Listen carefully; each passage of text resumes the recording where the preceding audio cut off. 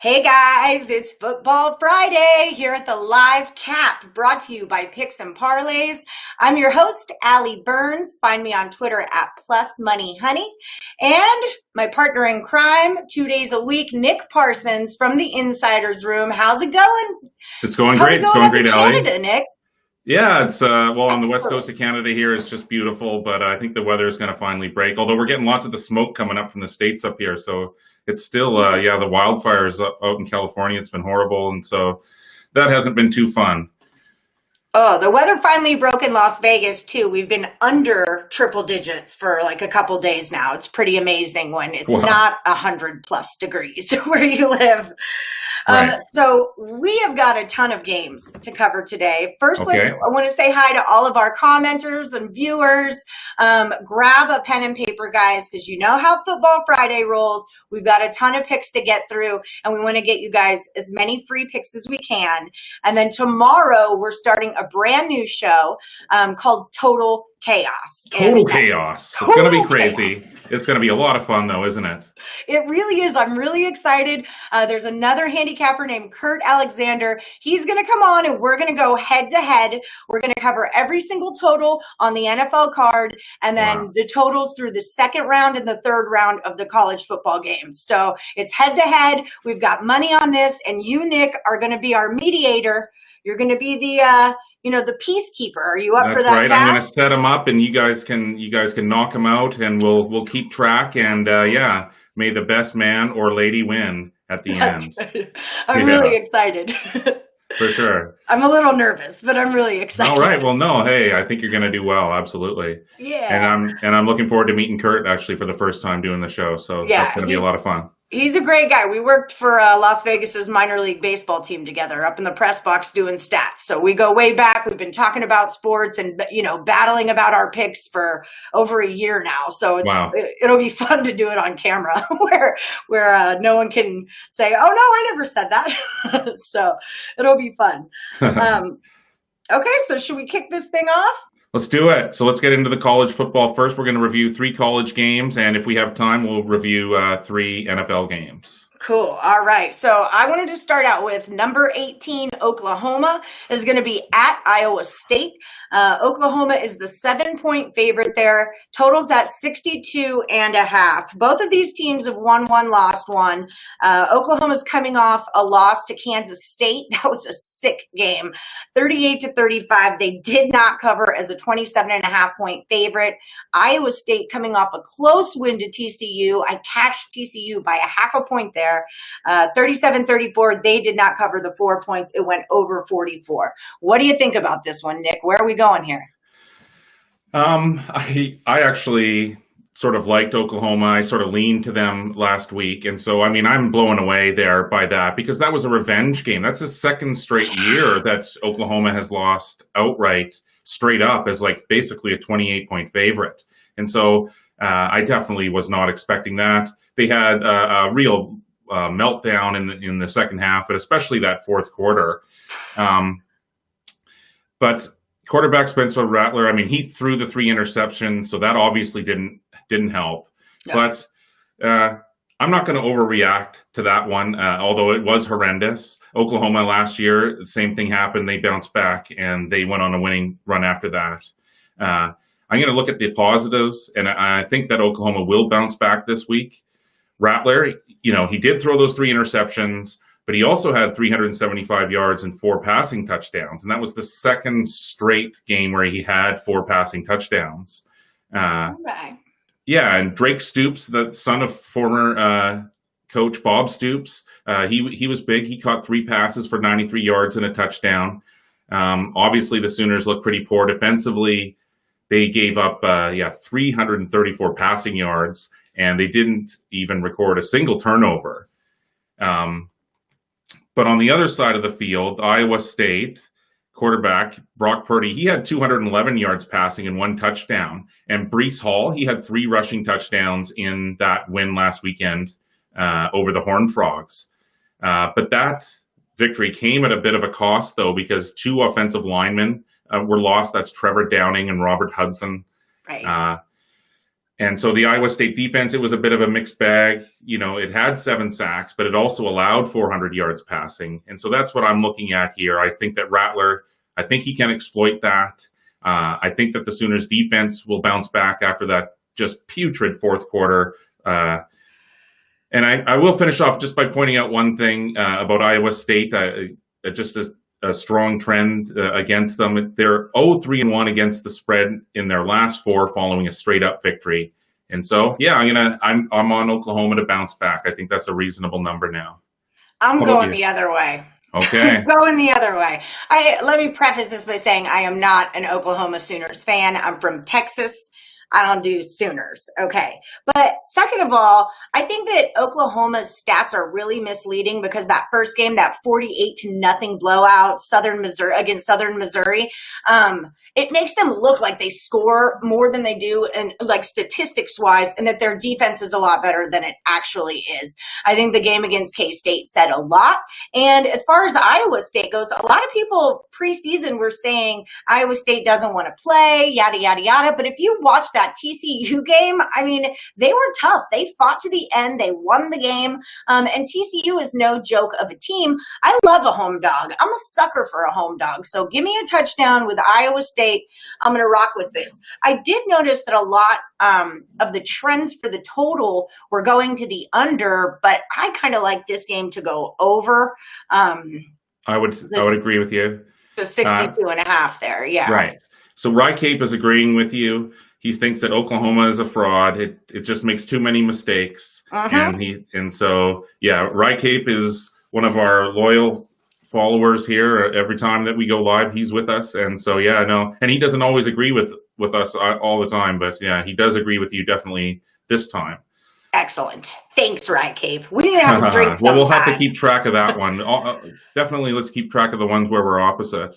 Yeah, and to see what happens. And I just wanted to say that of all the games that we're previewing, I don't have any official picks on those at Picks and Parlays. And so I'm giving my strongest leans in this case. Excellent. And so I hate it when you hide your premium picks from me. And talk about that because it's a premium pick. I'm like, but text me, let me know. I know. Well, you can't give too much away, and it's a difficult, thing. I understand. No doubt. Okay, so next one up, I have number 13, Texas A&M at Alabama. Alabama's minus 17. I've seen 17.5. I've seen 18. So look around for that one. The total is at 51.5, and that's down from 53.5. So it's trending towards the under. A&M beat Vandy's 21-17. They did not come close to covering 31.5 points, and it went under the 46. Alabama beat Mizzou. I cashed on Mizzou there. 38-19, did not cover, minus 29. It went over the 55. Right. So I don't have a great read on these teams, but I don't think that we've seen the best of either of these teams yet. So hit me with your best shot. What do you got on this one? Agreed. I think that, Alabama, you were talking about looking at numbers and that they could be skewed. And I think that Alabama's numbers, they're a little bit skewed there against in that win last week, just because it completely took the foot off the gas in the second half there. But I mean, I like Alabama here to cover this number. This is the SEC's first big game. It's the number 13 ranked Texas A&M Aggies. And they're taking on the number 2 Alabama Crimson Tide. Both enter at 1-0, as you said, and you reviewed what they did last week. But as I said, Alabama definitely took the foot off the gas late in that one. It had a 35-3 lead with 5 minutes left in the third quarter. Then it eased up. It looked ahead to this contest at home versus A&M. And so I think the Tide come in fresh. They come in prepared, ready to lay a beat down on the Aggies here. And I mean, obviously Texas A&M is clearly struggling on the offensive side early. They had just 17 first downs last week, and they were held to only 4 of 10 on third down conversions. Kellen Mond had 189 yards and a touchdown. And I mean, against Vanderbilt, I mean, that's just not going to get it done against Alabama here. Isaiah Spiller, he was decent. He had 117 yards rushing. but the defense was pretty mediocre. It had 2 sacks. And so none of that was going to get the job done here against an Alabama team that's prepared to play a full 4 quarters this time around. Mac Jones, he had 249 yards and 2 touchdowns last week. Najee Harris, he had 98 rushing yards and 3 touchdowns for the Tide. And they also recorded 3 sacks and had 2 fumble recoveries in the win. So yeah, the Aggies, they struggle in this position for a while. In fact, they're just 1-4 against the spread in their last 5 versus teams with winning records. And so I think Alabama's going to go up big early again, but instead of this time of taking the foot off the gas, it goes the entire time. And so, yeah, I'm going to lay the 17 points. That's my strongest lean on the side in this one. I mean, I believe you. Like, everything you said makes sense. But in the same sense that Alabama was on a look-ahead game, I think A&M was on a look-ahead game with Vandy as well. And I don't think they showed all their stuff because they know that Nick Saban's going to be watching. I would like more points. I would like that 18 to roll with Texas A&M.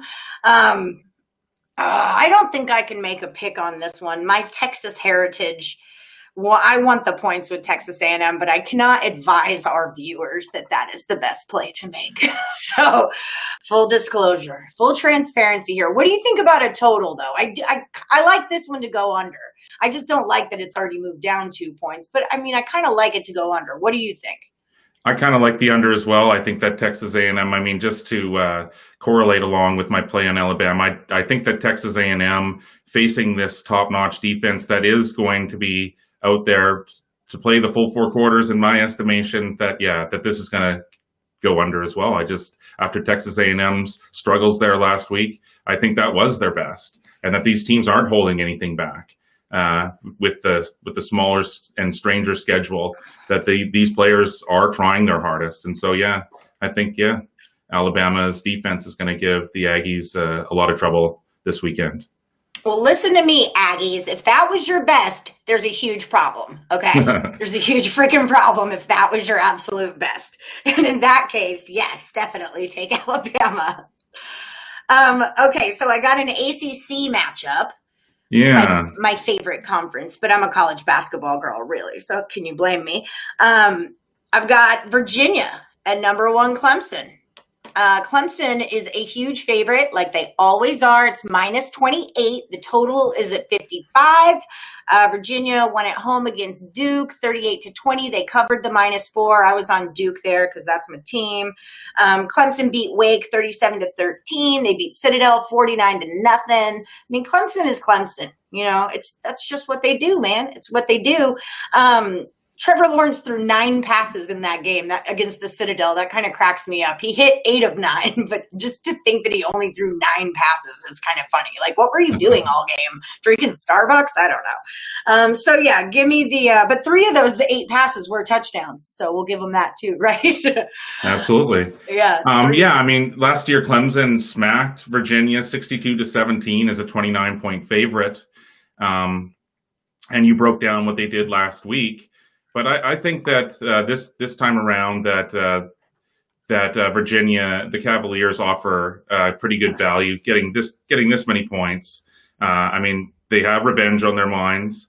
9 starters returned to their defense, and I mean, last year they allowed 27.1 points per game. But yeah, with 7 starters also returning to the offense. I think that both units are definitely, obviously, with that experience, there's going to be big strides in that production on both sides of the ball. So one face that is new is quarterback Brennan Armstrong, but he looked great last week. He had 269 yards and 2 touchdowns, and he also had 47 rushing yards and another major score on the ground. And the Cavs defense was sharp as well. It created a whopping 7 turnovers. But I mean, they're going up against Dabo Swinney's Tigers. They went 14-1 last year. They lost 42-25 to LSU in the championship game. Trevor Lawrence, he had 36 touchdowns and just 8 interceptions. He also had 563 rushing yards and 9 more rushing touchdowns last year. And they have their top wide receiver back in Travis Etienne. He had 19 touchdowns last year. But But while the Tigers have won each of their last 2 games by a combined 73 points, they still haven't covered the spread in either. And so I think that this line is too large here again, considering the big steps in experience that the Cavaliers bring to the table here. So, and then you throw in the revenge factor from that last year's beatdown. I'm going to side with the Cavaliers. I'm going to grab the 28 points. In the other 2 games, I was on the favorites, but this time I'm going with the big underdog here. But how do you... And also, I just wanted to say, Clemson, I think when you get into the second half here, it will take this foot off the gas. It has a big game at Miami next weekend. I think it's going to get caught looking ahead, takes the foot off the gas, and that's going to allow a comfortable backdoor cover. Yeah, that's exactly where I was going with this. Also, it's why I like the under too. My stronger play is on the under because Virginia does have a solid defense. And yeah, Clemson will get ahead. They'll get a big old lead going on, and Dabo's going to pull starters and save them for Miami next week. So that 28 points, I mean, that 28 number could shrink a whole lot once the second half comes. I like getting all those points, and I really like it to go under the 55 also because the whole, like we said, second half is probably going to slow down. So, exactly. Yeah, I'm with you there. I like the points with Virginia, and I like the under. Clemson's under. Yeah, Clemson's under. Yeah. So Davis Gang 4L saying take Clemson money line, and no, we can't do that. That's way too expensive. What is the money line? Like $1,600? I mean, you're going to spend $100. You're going to spend what, $1,600 to win $100 or something? I don't know what the money line is. So we would never, we could never advise something like that. I mean, the only way you could ever do something like that is if it was thrown in the part of like a 12-team teaser or a parlay. Yeah. So. Yeah. But we're with you. Clemson wins the game. You're right. Clemson wins the game. No one's saying Clemson doesn't win the game. We're not going there. But yeah, it might be a little bit expensive. So I do have Craig Trapp's college football rapid fire picks. All right, let's get into that. We can roll through so you guys can get 5 free picks. These are from our free pick videos that we put out every single day on Picks and Parlays, Facebook, YouTube, and Twitter channels. So these are just little videos that we do every single day. So Craig Trapp says Missouri and Tennessee game. Total below 50 means the offenses aren't very good. Tennessee's defense did look pretty good, so he likes it under. He also likes to take the points with Missouri. A&M and Alabama, he likes A&M plus the 18. He also likes the under because the Bama defense is very good. UNC at Boston College. UNC's offense is really good. He likes this to go over. He likes UNC to cover the -14 points also, but thinks the much safer play is on the over 54.5. Auburn at Georgia. It's a good game. I'm really excited about this game. This is a good game. Take Auburn with the points. This is going to be a close matchup. If it was Georgia with the points, you take them. This is one of those situations where whoever has the points, take the points. He has no play on that total. Virginia Clemson, we were just talking about it. Craig likes the under. Clemson's defense is really, really good. He thinks Clemson covers, but the total is his better play. Take that under. See, we don't think Clemson covers, Gregory Trapp, but that's all right. All right. Well, he liked the under same as us there, so that's good. So that's a solid play, guys. Take the under in Clemson.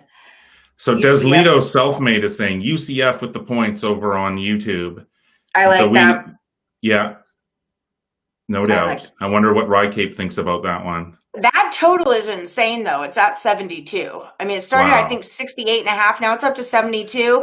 I'd watch that because I don't think I forget who they're playing, but they will not. I don't think they'll be able to put that up that many points. Tulsa, right? They're playing Tulsa. UCF. Yes. Okay. Yeah, I don't think Tulsa will be able to put up that many points to get to 72, but.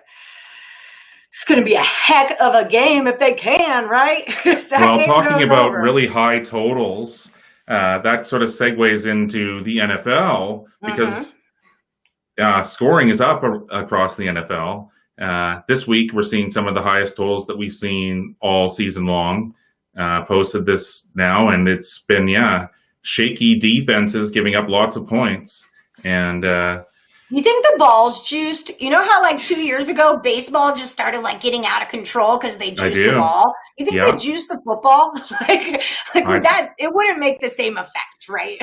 But I'm just saying. Well, I mean, there was the whole deflate gate, so something there is something with the ball and the pressure in it and everything.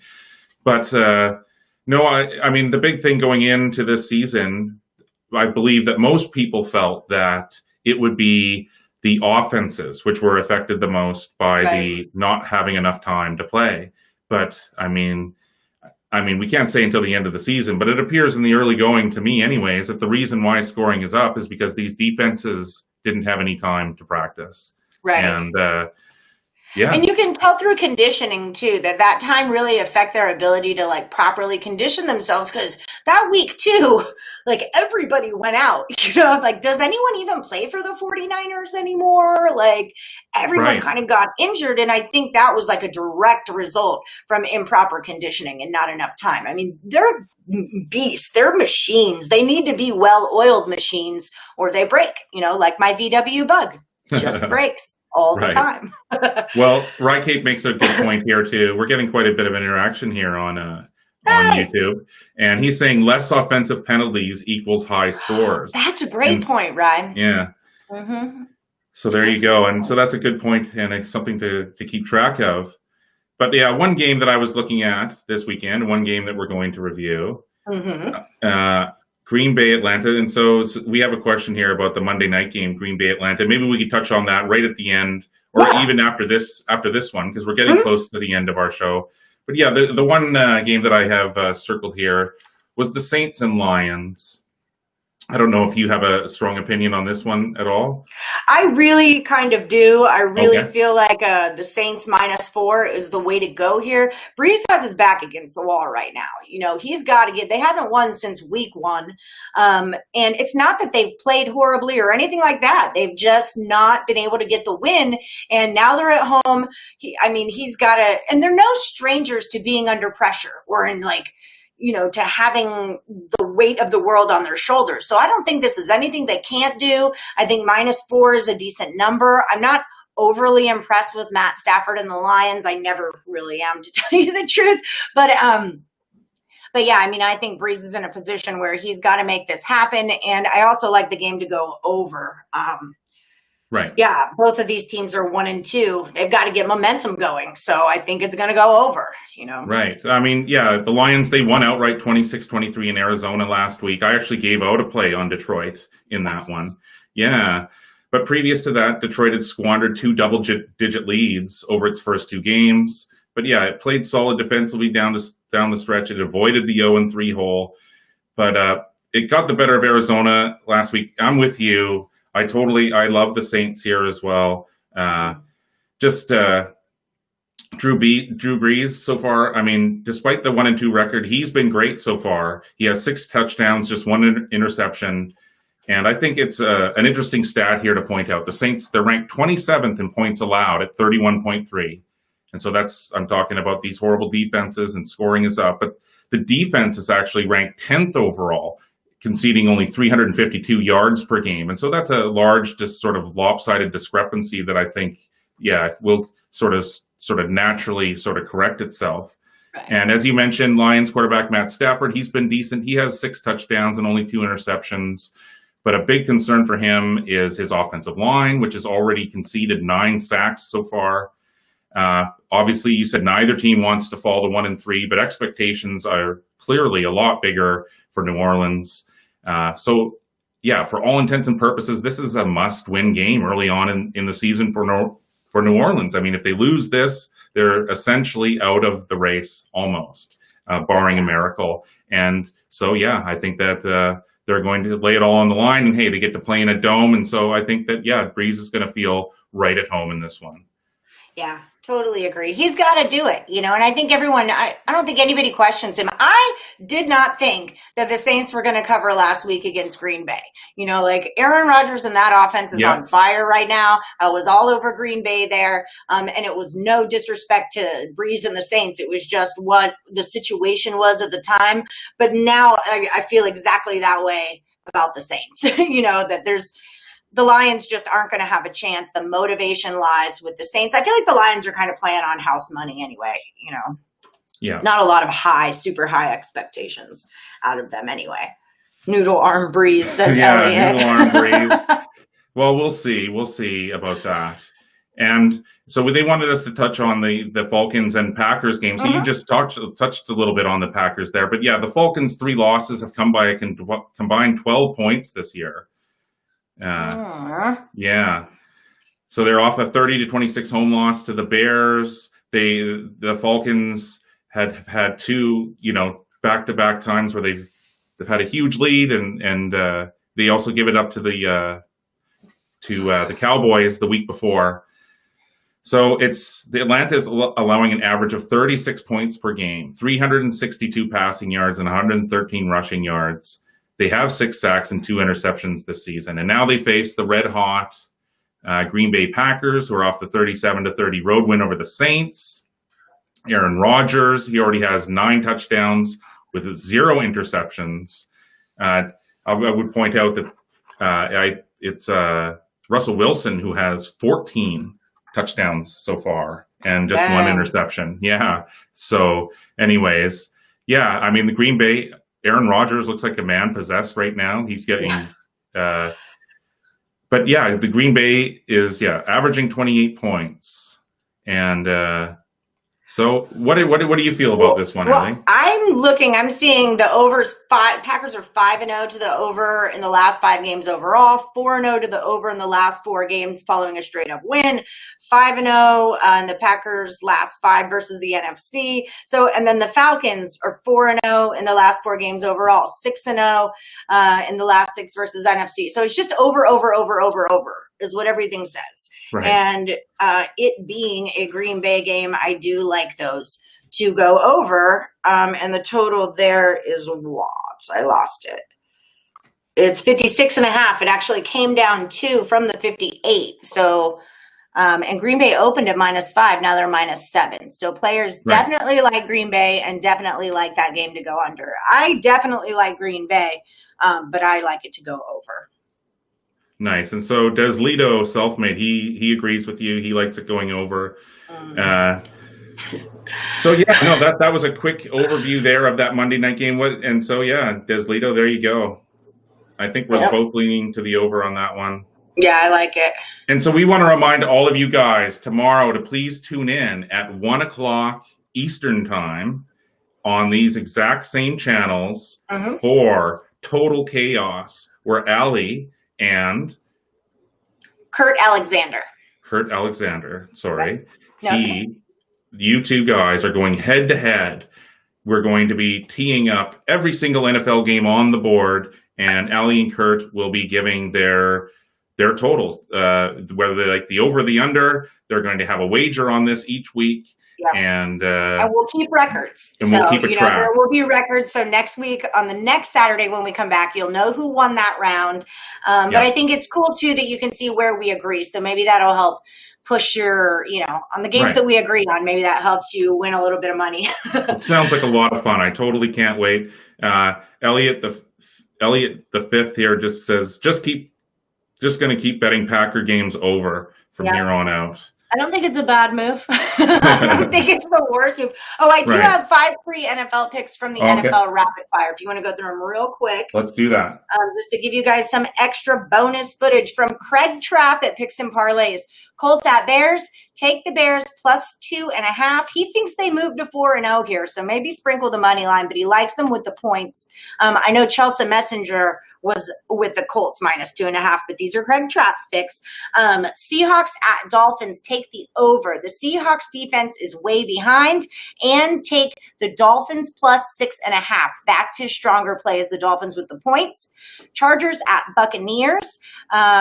Shocked that the number went from 4.5 to 7. Both of these defenses are super legit. Chargers +7 and take the under 43. Bills at Raiders. The Raiders were on a short week last night, or short week last week. The Bills defense is overrated. He thinks the Raiders win it outright, but he's taken the 3 points. He also likes it over, but it did move up 3 units, so be a little wary. Last one is the 49ers at the Eagles. Both teams are banged up. Craig Trapp likes the Eagles getting 7 points, and he says to play the under on that one. So there's a little bonus picks for you. A couple bonus picks for you guys. Nice. I liked all those ones as well. Yeah, Craig's good. Craig's real good at football. We've given out a ton of picks here. We've given out a ton of reasoning. Yeah. Another good show. Great show. And join us tomorrow, guys. Total chaos. It's going to be awesome. All right. Nice. Okay. Well, I think that just wraps us up for today. But yeah, we'll see you tomorrow morning, 10 a.m. Vegas time, 1 p.m. Eastern. Do the math if you're somewhere in the middle. And don't forget to stop by picksandparlays.net and check out Nick Parsons' premium picks. He's got all kinds of packages and, weekend warrior kind of things, or you can just buy single picks. So definitely check him out over there. We've got a ton of other free handicappers there as well. Yep, I think that's it, guys. My name is Allie Burns. Thank y'all so much for watching Picks and Parlays Live Cap. Bye, Nick. Bye. See you tomorrow morning. Mm-hmm.